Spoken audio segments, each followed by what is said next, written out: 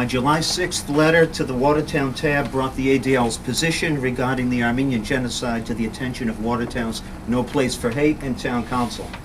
Watertown, and then Arlington's No Place for Hate, did the right thing, and they barely needed to be coaxed. They severed ties with the ADL.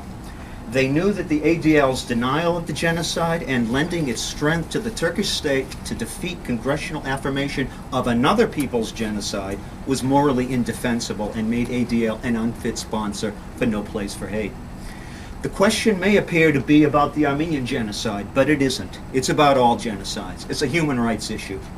From the start, we, and then Newton in late August, asked the ADL to do two simple things: fully and unequivocally recognize the Armenian genocide and actively support congressional resolutions on the genocide instead of actively opposing them.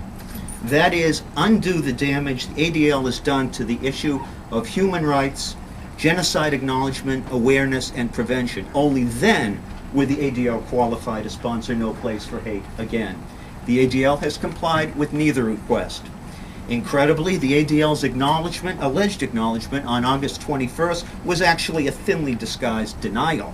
It said, quote unquote, the consequences of those actions by Turkey were indeed tantamount to genocide. That statement actually contravenes the clear language of Article 2 of the UN Genocide Treaty of 1948, which uses the word intent, not consequences. The ADL's statement was designed so that the murders of 1915 to 23 would not fit the UN definition of genocide. Word games are not acceptable. 3 years ago, a top scholar at the Holocaust Museum in Washington told me, and I cannot reveal his name at this time, that he was pained over this, that the ADL was indeed working against Armenian genocide resolutions. The ADL's verbal gymnastics show bad faith.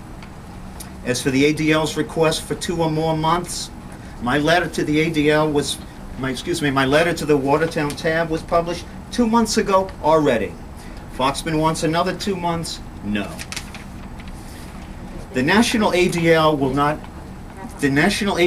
not make a turnabout without pressure from you and the No Place for Hate programs, governments, and grassroots citizens of other cities and towns. Since July, we've heard from many Jewish Americans, grassroots academicians, Holocaust experts, rabbis, webloggers, and Israelis who support our position. I hope you will listen to those persons rather than those very, very few and sadly misguided leaders of the National ADL. One moment, I'll be finished. Well, you're really running out of time. May I yield my time? Let people finish. I would like to yield my time on the next one. You know, I just have 2 paragraphs. Bellamont, let people speak. Newton's No Place for Hate can continue just fine under a different name without its ADL sponsor. If the sponsor of No Place for Hate had denied or diminished another genocide, cities and towns would have severed ties immediately without being asked. That Armenians have to go from town to town talking to human rights groups means that we Armenians and our genocide have been treated as second-class citizens. Needless to say, No Place for Hate and human rights commissions are not supposed to create a hierarchy of genocide and a hierarchy of ethnic groups.